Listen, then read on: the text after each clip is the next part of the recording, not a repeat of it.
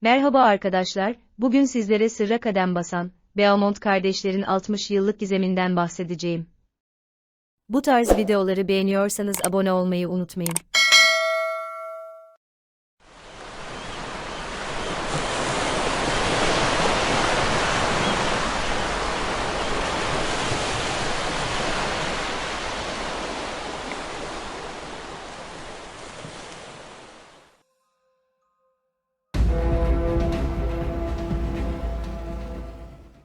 ...60 yıl önce iz bırakmadan kayboldular, dava halen açık ve babaları onların eve dönüşünü bekliyor. Beaumont kardeşler halka açık bir yerde iz bırakmadan kayboldular. Tüm ülke aramalara gönüllü olarak katıldı, yıllarca arandılar. 25 Ocak'ta, yaz, sıcak hava dalgasının tam ortasında Jim, Snowton'a 3 günlük iş gezisine çıkmadan önce çocukları Glenelg plajına bıraktı. Bir gün sonra 26 Ocak 1966'da 3 çocuk, daha önce birçok kez yaptıkları gibi, otobüse binip Güney Avustralya'nın Adelaide kentindeki evlerinin yakınındaki bir plaja gittiler ve en büyük ablanın gözetiminde kumda oynamanın ve sörf yapmanın keyfini çıkardılar. Ancak bu sefer asla eve dönmeyecekler ve bir daha ebeveynleri tarafından görülemeyeceklerdi. Ülke o günlerde ana resmi tatil olan Avustralya Günü'nü kutluyordu. 9 yaşındaki Jane küçüklere bakacak kadar sorumluluk sahibiydi.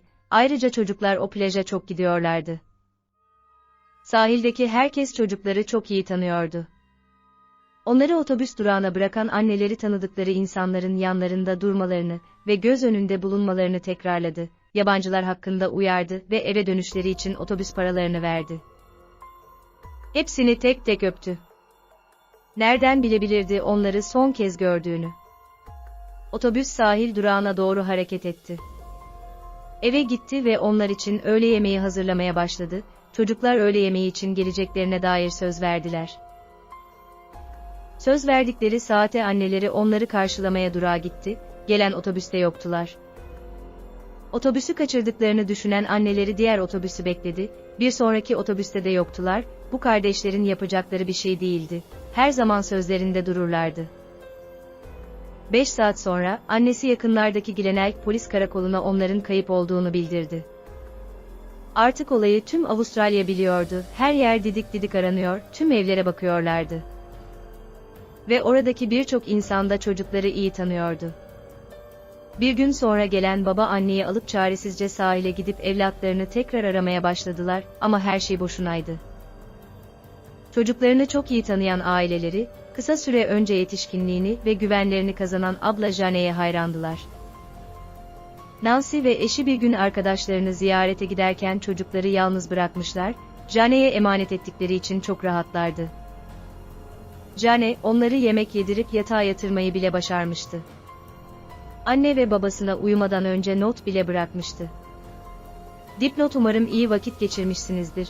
Dipnot: baba, umarım radyoyu odama götürmeme itiraz etmezsin. Günler geçmişti, Avustralya'daki herkes olayı biliyor, herkes gönüllü olarak aramaya çıkıyordu. Gazeteler her gün onların yüzlerini basıyordu. Boş alanlar, fabrikalar, bütün sokakları tek tek geziyorlardı. Artık herkesin ağzında bu kardeşler vardı. Tüm ülke dualar ediyordu. Polis birkaç tanık bulmuş, sahile giden insanlar, otobüs şoförü çocukları doğrulamış, üzerindeki kıyafetlere kadar bilgi vermişlerdi.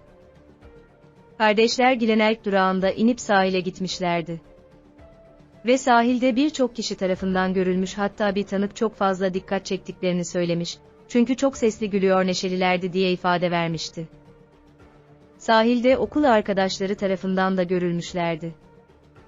Yıllar sonra bir adamın onları göz ile takip etmesi ön plana çıktı, o adamın kıyafetlerinden dolayı can kurtaran olduğu anlaşıldı.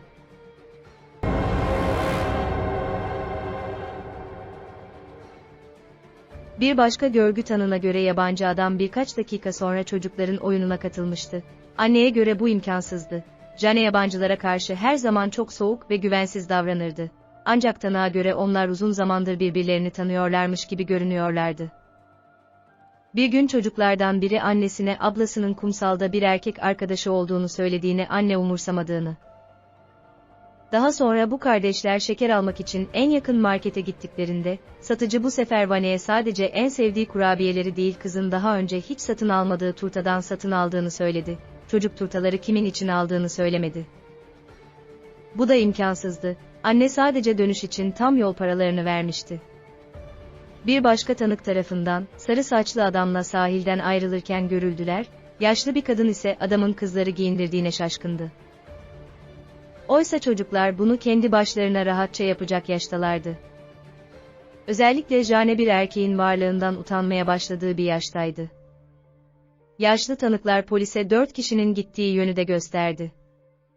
Saat 12 sularında çocuklar ve adam tanığın gözünden kaybolmuştu. Ancak plaj alanından ayrılan çocuklarla ilgili tek tanık bu kişiler değildi.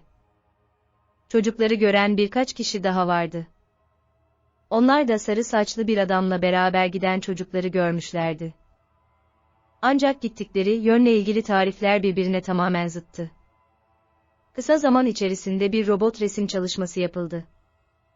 Soruşturma bu yönde devam etti. Bir başka tanık ortaya çıktı. Postacı Tom Patterson, müfettişlere Jane, Arna, Grant, saat 14 ya da 15 civarında sahilden uzakta evlerine giden yolda gördüğünü garanti ediyordu. Adam yanlarında değildi. Çocuklar çok neşeliydiler ve hatta postacıyı selamlamışlardı. Polisin başka tanığı yoktu. Ancak kardeşlerin ortadan kaybolması uluslararası ün kazanmaya başladığında, soruşturmanın seyrinde kafaları iyice karıştıran çok sayıda yeni kanıt vardı. Çocukların kaybolmasından, birkaç ay sonra bir kadının polisi aradığı biliniyor. Kadın kolluk kuvvetlerine çocukların kaybolduğu gece evinden çok da uzak olmayan bir yerde yetişkin bir adamın eşlik ettiği 3 çocuk gördüğüne dair bilgiler veriyordu. Bir çocuğun nasıl kaçmaya çalıştığını anlatmıştı. Ancak adam sinirli bir şekilde onu kucağına almış ve onu diğerleriyle birlikte terk edilmiş bir eve sürüklemişti. Polis bu ifadeyi umursamadı. 2 yıl sonra Jim ve Nancy 2 mektup aldı. İlkinin en büyük kızından olduğu iddia edildi. Babacım koyu bir ceket ve beyaz pantolon giymelisin. Bu işaretlerden biri seni tanıyacak, bunu polise söylememen gerektiğini söylüyor. Eğer söylersen görüşmeye gelmeyeceğini söylüyor, ikinizi de halen seviyoruz sevgilerle Jane ve Grant. Aile dedektifle birlikte belirtilen adrese gitti. Ancak orada kimse görünmedi. 25 yıl sonra parmak izleri mektupların aileyle eğlenmek isteyen bir genç tarafından yazıldığını kanıtladı. Birçok gazete ve medyaya konu olan anne ve baba şunları söylemeye devam etti. Çocuklarımın ölmediğine inanmaya devam edeceğim ve aksi yönde herhangi bir kanıt bulunana kadar umuda sarılacağım. İzleyiciler destek vererek telefonlara sarıldılar. Sahil 6 ay boyunca arandı. Hiçbir iz bulunamadı. Daha sonra 57 yaşındaki medyum olaya dahil oldu. Glenelg sahilini ziyaret etti. Konuşmalarını ses kayıt cihazına kaydetti. Ebeveynlerden çocukların ve kişisel eşyalarının fotoğraflarını istedi.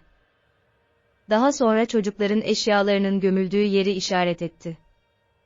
Ancak eşyaların oraya sonradan gömüldüğü anlaşılacaktı. Çünkü kaybolduklarında çocukların yanında böyle şeyler yoktu. Polis medyaya güvenmiyordu.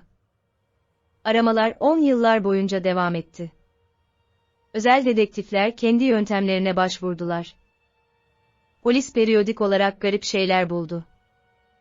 Bir defasında içinde, bu çocuklarla ilgili gazete haberlerinin olduğu antika bir bavul bulundu. Ancak çocuklar hiçbir zaman bulunamadılar.